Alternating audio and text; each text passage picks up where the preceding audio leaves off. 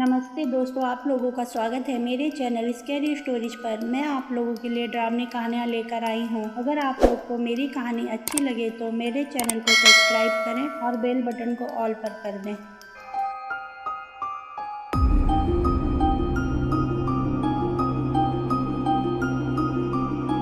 दोस्तों, आज की कहानी दिल्ली के बसंत विहार की है और ये कहानी 2024 की यानी कि फरवरी की है। ये कहानी हमें आदि ने सुनाई है। विधि अपने मम्मी पापा की इकलौती बेटी थी। विधि के लिए उसके मम्मी पापा बहुत दिनों से लड़का देख रहे थे। विधि की माँ रीना और पापा प्रकाश चाहते थे कि लड़का अगर दिल्ली के पास का ही मिल जाए तो अच्छा है, क्योंकि वो लोग विधि के बिना नहीं रह सकते थे। विधि भी अपने मम्मी पापा से बहुत प्यार करती थी। विधि एक डॉक्टर थी। विधि के घर में सब लोग माता रानी और साईं बाबा की पूजा किया करते थे और उन लोगों का साईं बाबा पर बहुत विश्वास था। विधि के लिए कई रिश्ते आ रहे थे, पर प्रकाश और रीना को कोई भी रिश्ता पसंद नहीं आ रहा था। तभी एक दिन उन्हें उनका मनपसंद लड़का मिल गया। लड़का अच्छी जॉब करता था, देखने में अच्छा था और संस्कारी भी था। अब रीना और प्रकाश विधि और दीपक की शादी बहुत ही धूमधाम से करते हैं। विधि की विदाई होती है। वो कुछ दिनों के लिए अपने ससुराल रहकर वापस दिल्ली आ जाती है। शादी के बाद वो लोग बाहर सिंगापुर घूम कर आते हैं। अब शादी के 20-15 दिन इसी तरह बीत चुके थे। विधि ने वहीं पर अपने मम्मी पापा के पास कुछ दूरी पर घर किराए पर देखा और वहीं रहने लगी। इस तरह से विधि रोज अपने मम्मी पापा से मिल भी लेती थी और अपने घर को संभाल भी रही थी। विधि रोज दीपक को नाश्ता कराकर ऑफिस भेज देती थी। विधि का उस नए घर में मन कुछ बेचैन रहता था। जब से वो उस घर में गई थी उसे कुछ ठीक सा नहीं लगता था। वो दीपक को नाश्ता कराकर अपनी मम्मी के पास चली जाया करती थी। विधि कुछ कमजोर हो गई थी और उन्हें अभी नए घर में रहे हुए 1-2 दिन ही हुआ था। रात में थके होने के कारण वो लोग बहुत गहरी नींद में सो जाते थे। तभी एक दिन विधि का कजन विधि से मिलने उसके नए घर पर आया। विधि अपने कजन को देखकर बहुत खुश होती है। फिर दोनों बहुत सी बातें करते हैं और मजे करते हैं। फिर विधि का कजन बोलता है, चल टेरेस पे से घूम कर आते हैं। फिर दोनों लिफ्ट से छत पर जाते हैं। तभी लिफ्ट बीचों बीच अचानक बंद हो जाती है। विधि और उसका कजन बहुत डर जाते हैं। उन लोगों को लिफ्ट में घुटन होने लगती है। फिर न जाने कहां से लिफ्ट में खट खट की लगातार आवाजें आती रहती है, पर वो लोग इस बात पर इतना ध्यान नहीं देते। विधि लिफ्ट से बार बार फोन लगा रही थी, पर सिग्नल ना होने के कारण फोन कहीं लग नहीं पा रहा था। विधि बहुत घबरा जाती है और रोने लगती है। लिफ्ट अचानक बंद हो जाए तो अच्छे अच्छे के पसीने छूट जाते हैं। आदि भी बहुत घबराता है, पर वो विधि को परेशान देखकर उसे नहीं बताता है और कोशिश करते रहता है। फिर बहुत मुशक्कत करने के बाद आदि ने लिफ्ट के बीच में पैन डालकर कुछ जगह बनाई। उस जगह से आदि मुंह लगाकर चिल्लाता है कि कोई है, हमारी मदद करो। वो बिल्डिंग अभी नई नई थी, इसलिए उसमें एक फैमिली ऊपर और विधि नीचे रहती थी। उन लोगों की आवाज ऊपर के घर से काम करके एक काम वाली नीचे उतर रही थी, उसने सुन ली और फिर उसने जाके मकान मालिक से लिफ्ट रुकने वाली बात बताई। मकान मालिक ने जल्दी से उस लिफ्ट को चालू करा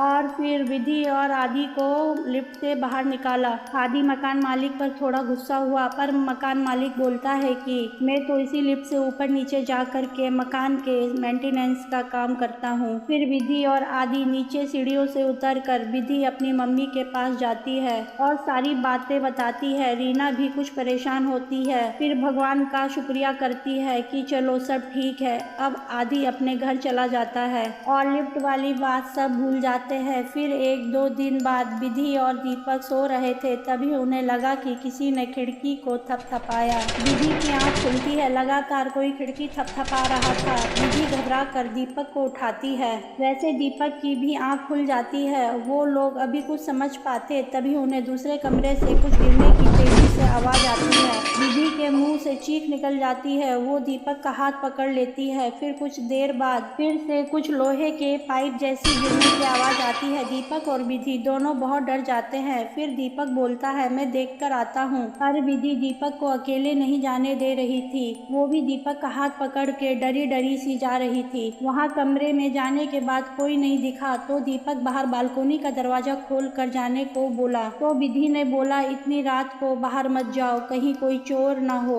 फिर दोनों अपने कमरे में जाकर सो जाते हैं। थोड़ी देर उन्हें इसी तरह आवाजें आती हैं, फिर वो आवाज आना बंद हो जाती हैं। दोनों किसी तरह से रात बिताते हैं। अभी वो लोग कुछ समझ नहीं पा रहे थे। ये सिलसिला लगातार होने लगा। अगली सुबह विधि अपने मम्मी के पास जाती है और अपनी मम्मी को सारी बातें बताती है। रीना विधि की बात सुनकर डर जाती है और बोलती है, तू आज से वहाँ मत जाना। विधि अपनी मम्मी को समझाती है। विधि को बाहर कुछ काम था, दीपक ऑफिस में गया हुआ था, तो विधि अपनी मम्मी से बोलकर बाहर जाती है। रीना विधि से बोलती है कि बेटा दीपक आ जाएगा तो उसके साथ चली जाना, पर विधि ने अपनी मम्मी की बात नहीं मानी और बोलने लगी, मम्मी ज्यादा दूर नहीं जाना है, मैं जल्दी आ जाऊंगी। फिर विधि बाहर अपनी स्कूटी से जाती है। तभी ना जाने एक साइकिल वाले को बचाने के चक्कर में उसकी स्कूटी से एक्सीडेंट हो जाता है। ऐसा लगता है जैसे उसे किसी ने धक्का दिया हो। वो सड़क पर गिर जाती है। उसके घुटने और हाथ छिल जाते हैं। उसे चोट बहुत ज्यादा नहीं लगती है, पर वो दर्द से बहुत परेशान हो जाती है। घर पर विधि जैसे तैसे आती है।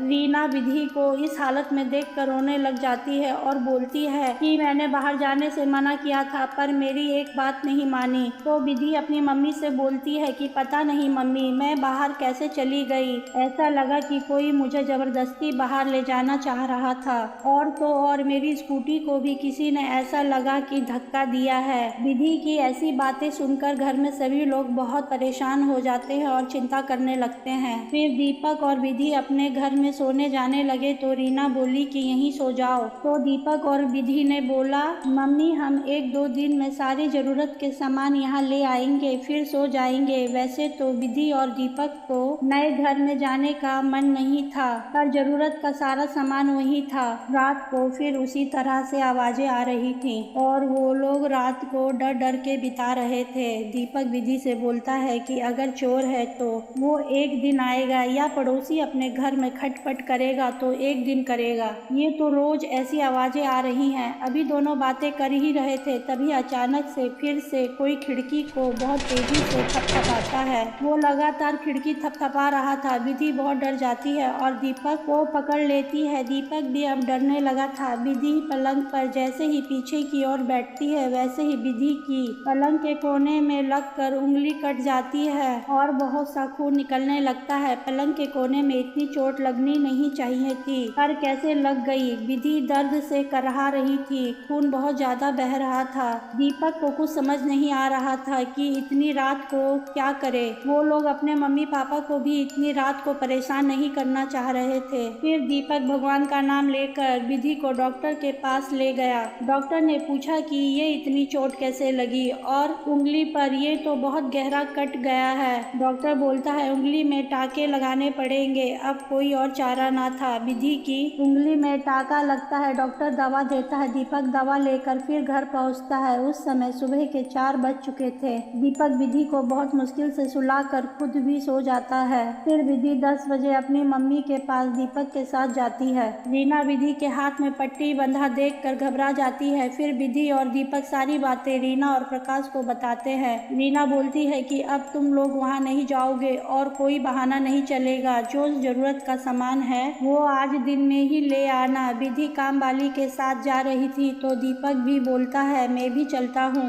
दोनों दोपहर में वहाँ जाते हैं और सारा जरूरत का सामान पैक करते हैं। विधि पर मानो आफत का पहाड़ टूट पड़ा हो। वो लोग सामान पैक करके घर से निकलने ही वाले थे, तभी विधि का हाथ वहाँ रखे 100 पीस से टकरा गया, जैसे विधि का हाथ कोई पकड़कर उस 100 पीस से टकरा दिया हो। अब विधि के दूसरे हाथ के हथेली के पीछे की साइड में एक बहुत बड़ा सा कट लग गया था। फिर से विधि का बहुत सा खून बहने लगा। वो तो दीपक साथ में था। दीपक ने काम वाली को घर की चाबियां दी और बोला कि वो ताला लॉक कर दे। फिर दीपक विधि को लेकर उसी डॉक्टर के पास गया। डॉक्टर विधि को ऐसी हालत में देखकर पूछता है अब ये क्या हुआ। विधि डॉक्टर को बताती है कि 100 पीस से हाथ टकरा गया, और विधि डॉक्टर से क्या बोलती। इस बार विधि को फिर से टाके लगे। डॉक्टर ने विधि से बोला कि संभल कर रहो और अपना ध्यान दो। दीपक विधि को घर लेकर जाता है। वहाँ रीना विधि की ऐसी हालत देखकर बहुत रोती है और बोलती है कि 2 दिन पहले विधि का एक्सीडेंट हुआ,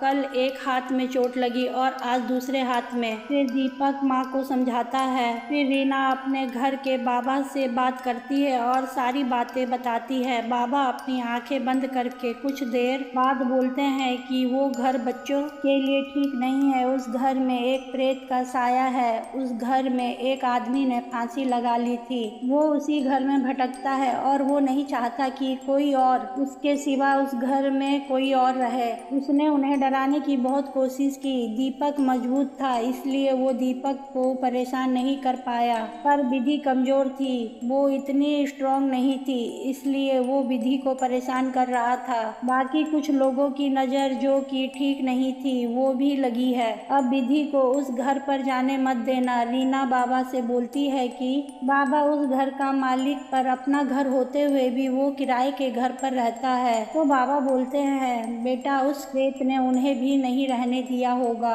अब दीपक और विधि के रुपए भी उस घर पे बर्बाद हुए। 8 महीने का एग्रीमेंट हुआ था, पर वो तो 1 महीने से पहले ही वहाँ से हट गए। 15 दिन तो वो लोग वहाँ फ्लैट में रहे ही नहीं और 1 हफ्ते में उन लोगों पर इतनी परेशानी आ गई। फिर दीपक और विधि उस घर में दोबारा सोने या रहने नहीं गए। वो लोग अब दूसरा किराए का फ्लैट देख रहे हैं। वो तो भगवान की कृपा थी जो कि वो लोग सुरक्षित वहाँ से आ गए। दोस्तों, आप लोगों को अगर मेरी कहानी अच्छी लगे तो मेरे वीडियो को लाइक और कमेंट करें और मेरे चैनल को सब्सक्राइब करें।